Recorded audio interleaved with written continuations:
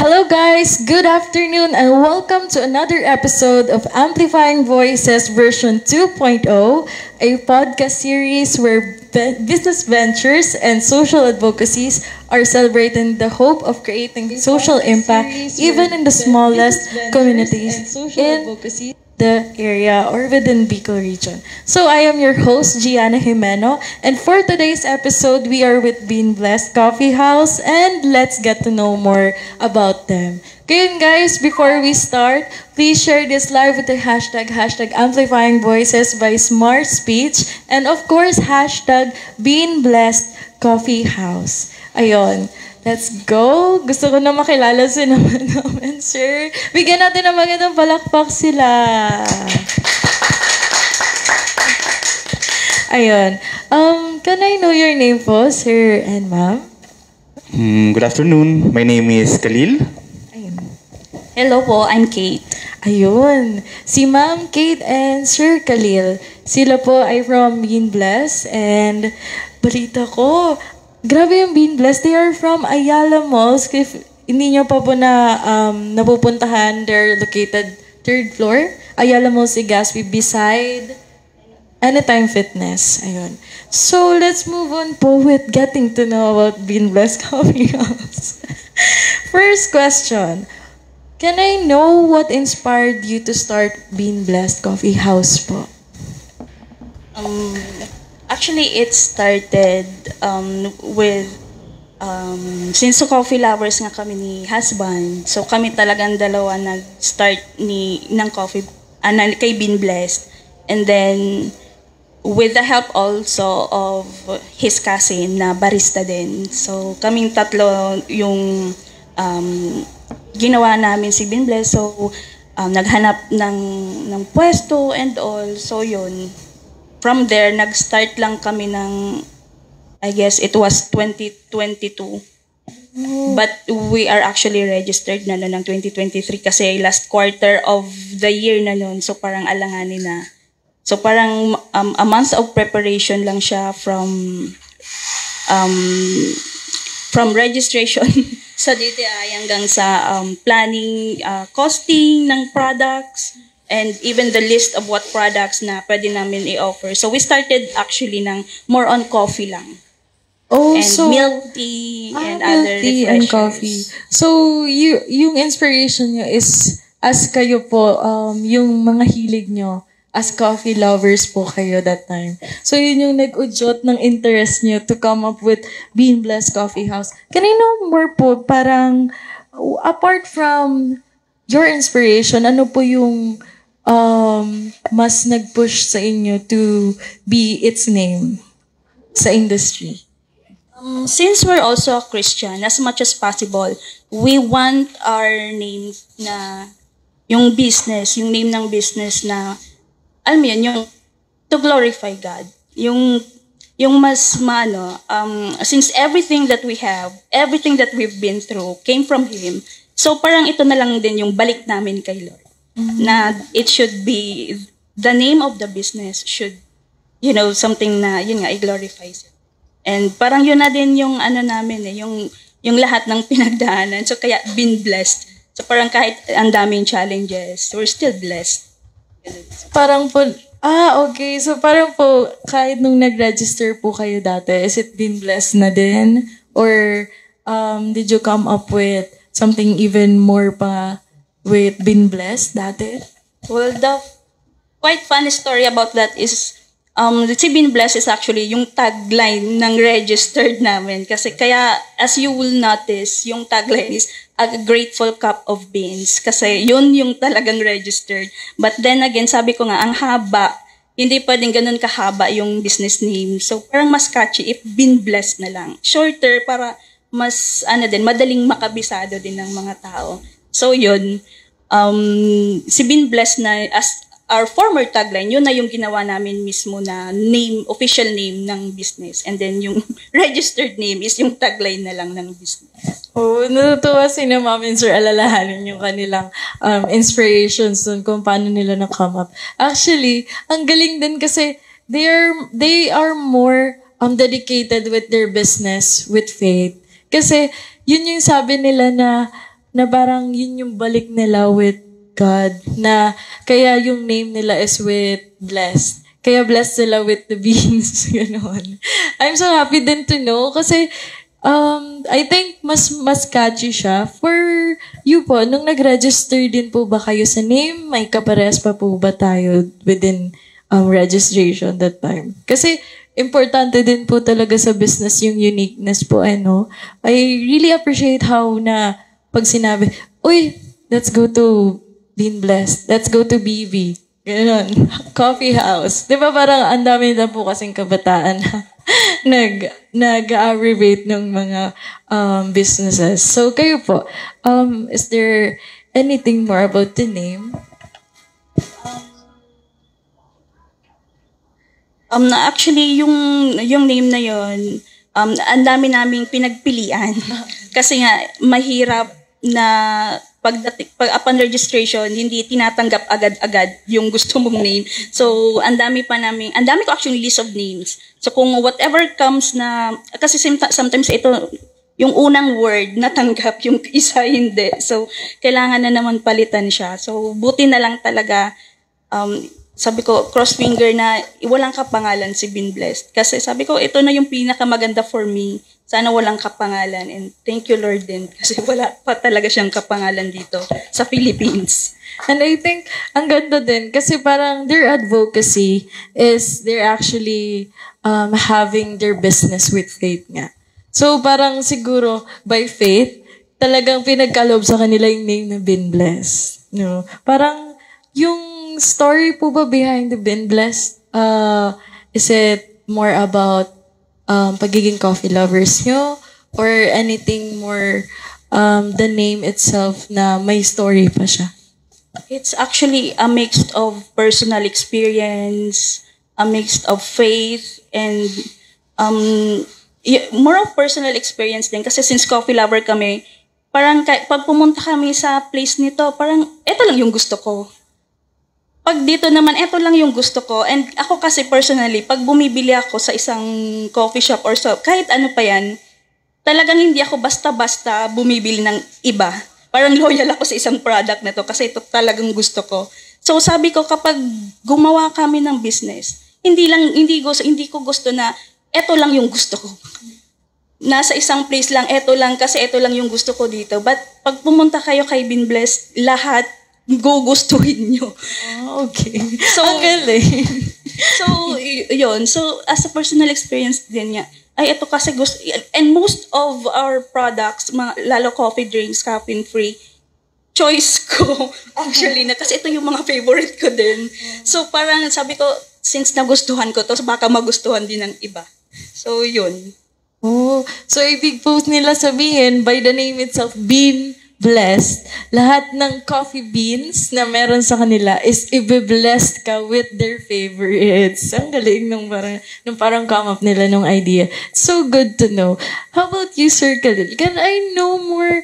Is there any challenges na face nyo before para ma-establish yung Bean Blessed? But, of course, how did you overcome your challenges that time? Siguro yung pagsisimula dyan sa Ayala because mahirap yung pag-set up, pag-isip ng team, pag-isip ng mga pag-design, and then we personally put our hearts sa design talaga, and then sa kiosk namin because parang you want it to be i-share mo yung gusto mo sa ibang tao, yung personal kwan mo. Favorites, yung personal na gusto mo sa pag-chill habang nagko-coffee, parang ganun. And then also, mahirap siya because siguro sa pagsisimula, especially sa pag-construct yun, isa sa pinaka mahirap sa mga tao, sa hilig po ng tao. Parang nung pagpunta ko nga din po, unang punta ko that time sa Bean Blessed, this is my personal experience, parang you gave the experience na at least nakapunta yung ibang tao sa parang Boracay Fields or Siargao It's like Fields. short escape from the city. Yes po. Yun. So parang dinala ka sa ibang lugar. It's like a vacation yung tawag namin dati. Ka-vacation. Yun. Vacation. I like the term. There's another term na na-learn natin for today. It's vacation. But vacation, parang it's a setup na they made na parang you're on vacation. It's called vacation. Okay. Thank you so much for that new Yes. word that I learned for today, Ma'am Sir. Kayo po, Ma'am Sir, since you have your most challenges that you faced that time, of course, what are your most significant experiences as founders of Bean Blessed? Siguro, for me, kasi since nandyan din ako para mag-assist, na ta-timing talaga na kapag may bumibili, tinatanong talaga nila, sino gumawa ng logo nyo? Saan galing yung pangalan? Sino gumawa ng pangalan? So parang it's something na, minsan pag tinatanong ako ng ganun, parang may 1-2 seconds na, hindi ko alam mo yung sasabihin ko. Parang, humble. Ay, sorry. Parang na lang na, parang, ako po yung ganon. Kasi kahit yung logo ako mismo gumawa and medyo, siguro, mas matagal sa akin yung gumawa ng logo kaysa nung product mismo. Kasi parang pinapa-approve ko din siya kay husband kasi ang dami niyang gustong i-incorporate. Kaya nga yung coffee namin doon, yung parang aroma, parang may sign ng cross. May cross siya, parang as faith na din. Kung mas makikita nyo, yung pa-heart niya parang may cross. I think nandito siya. Eto, let's more look at their, Yeah, this one. So parang, sabi ko, paano ko magagawa? Hindi naman ako ganun ka-techy. Hindi ako ganun maalam on how to make logo. So parang dito pa lang, para mahanap ko mismo yung perfect na. Sabi ko, yung as in simple lang din na cross, pero aromatic style. So buti na lang at some point. Ayun. Ang ganda ng pagkaano nila, guys, if you can see. Oo nga, nandun yung, kasi there's also a marketing strategy doon. Parang based on the logo pa lang na itself na may kita mo, based sa image, maalala mo agad sila. So parang binase nila yung kanilang logo within Beans and then they are blessed. Kasi ito nga yung sinasabi nila, hindi ko nga masyado napansin, pero ang galing nung kanilang idea with the heart there. Tapos may cross na siya diretso.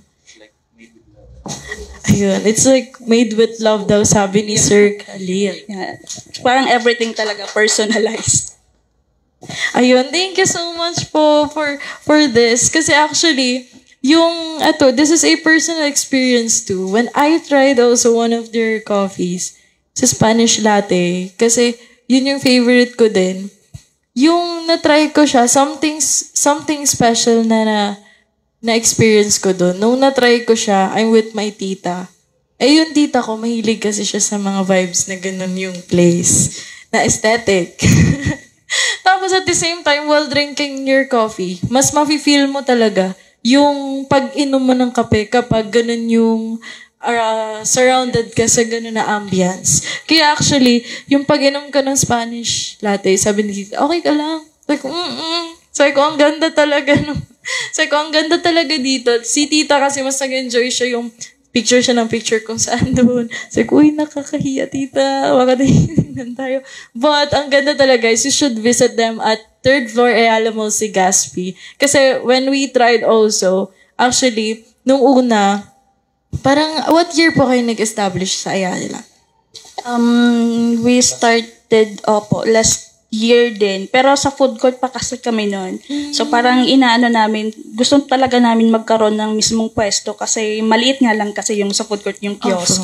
So on the same year din, before mag-end yung 2024, so December, yun, blessings din na naka-start kami na dito na din. Same may 3rd floor. Oo, may physical store na mismo. Ayun, bigyan natin yung magandang palakpak. Kasi from the same year, meron silang stall sa 3rd floor sa may food court pala. Ayun nga, nagkaroon din sila ng physical store. Grabe, blessed naman ang Bean Blessed.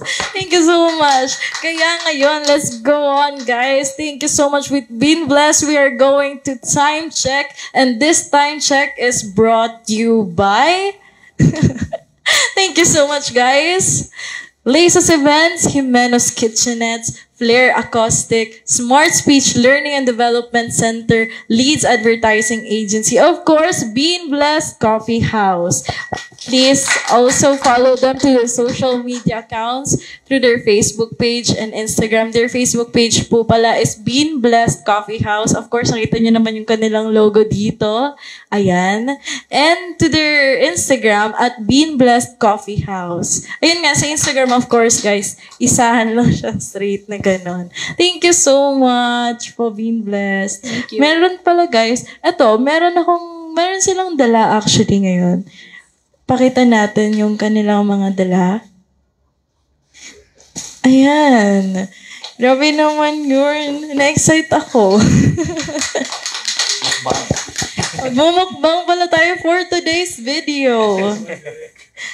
Ayan. Ano po yung, mapipresent niyo sa amin ngayon, ma'am? Let's start dito. Dito sa Cookies namin. Ito yung mga special to cookies po. pastries niyo po. Opo, mga pastries. And then, this is banana cheesecake muffin. And then, yung isa is yung Cookie Monster. Ito yung red velvet and then yung Biscoff dream cookie. As you can see, ito daw yung Biscoff cookie. Grabe, nakakatakam naman yung Biscoff. Parang tinignan ko pa siya tinitingnan. Actually, tingnan nyo guys, ang laki ng kanilang mga cookies. Kung ano ka din, parang cookie lover ka din. Kasi, para sa akin, this is more than enough. Kasi, more on, di ba, yung usual size niya, ano lang siya. Maliit lang. Kaya ito mga ganito po, how much po yung mga ganito? 135 and 120, ganun po yung prices niya. Yung price ranges Opo. nila. Ito, this is one of the bestseller din yung muffin kasi one siya. One of the most affordable and then moist siya talaga na banana muffin. Sige, titingnan natin kung moist na. Magpa-product review tayo for today's video. Pwede na natin muna. Let's go on sa kanilang muffin, guys. Ayan. I-slice na naman natin and papakita natin para sa ating mga viewers. Ayan, para sa inyo daw po hinandog ng ating Bean Blessed Coffee House. Thank you! Ayun. Favorite daw po ng ating mga kasama dito yung kanilang muffin. Really? Ayun, yung muffin actually, can we see? Yan. Yes. Magpapa-taste test daw po tayo sa kanilang muffin. Actually guys, hindi lang po pastries yung ino-offer nila. Ano pa yung mga ino-offer niya doon? Kasi parang kanina, more on sinabi coffee. Kasi of course, it's coffee house. Ano pa po? We have a lot of pastas, especially yung kimchi pasta, the salted egg pasta, and yung pesto, chicken pesto, and carbonara, and the shrimp piccata. Yun yung personal ko talagang may personal touch yung shrimp piccata namin. Is it yung inyong mga pasta, your own din po? Own recipes din po? Opo, especially yung kimchi pasta and salted egg pasta po. Ngayon yung kimchi pasta. Uy guys, may kimchi pasta sila. Okay, sa Korean lovers dyan sa food. Korean food. You can try it with Bless. Grabe, first time ko siya marinig actually yung kimchi pasta. Yeah, salted egg. Kasi more on naririnig ko yung salted egg. Pastry din siya, no? May pastry din na salted egg. So, ngayon ko lang din narinig yung sa pasta. Thank you so much. Ayan. Hinati na po ng ating Camry B. Ayan, ipapakita ko sa inyo. Ito, let's zoom it. Ayan, nakikita nyo. Ayan, ang kanilang best seller muffin, guys. Magta-taste test daw. Sige ma'am, take a bite. Ako talaga nakakoko. Ayan, ito. Ito siya. Nakikita niyo, guys. Ayan.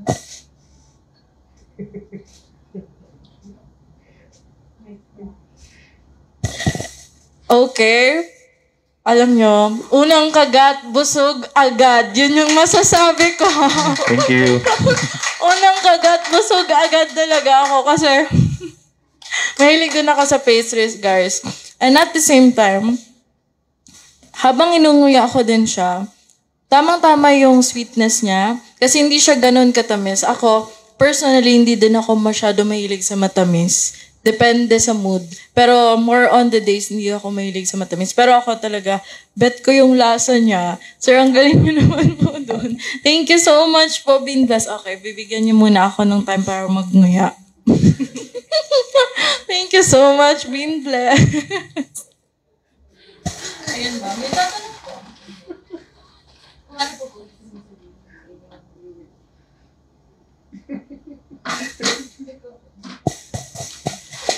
Kayo po, sir, ano po mas gusto niyong sabihin sa mga future audience po natin dito sa na mga nanonood about Bean Bless, and of course, you can also invite them.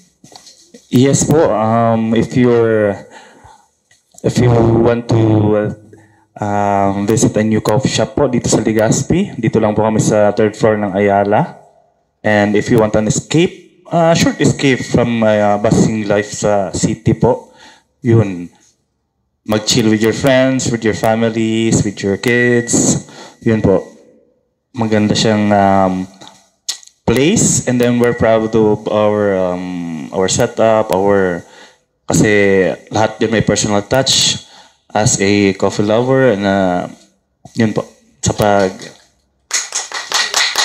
And then if you're looking po ng other place para makipag-gather sa friends or sa family, meet a place. So, we are inviting you that Bean Bless Coffee House is ready to accommodate you to whatever. Actually, ano din natin yun, no? Yung one of our plans na magkaroon kami talaga yung sa back part na we can accommodate more people, lalo na sa mga special events like simple birthday celebration na pwede namin makater yung mga customer na talagang gusto nila din yung, kasi around the city lang, so sa sentro din si Ayala Mall, so parang gusto nila na kahit intimate celebration, pwede namin makater. So hopefully soon.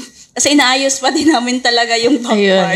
Ayun, ini-spin nila, hopefully soon meron daw silang expansion sa ating Bean Bless. Ganun naman, thank you so much, Bean Bless, for today's video. Grabe, alam nyo, na-excite talaga ako dun sa mag-product review actually.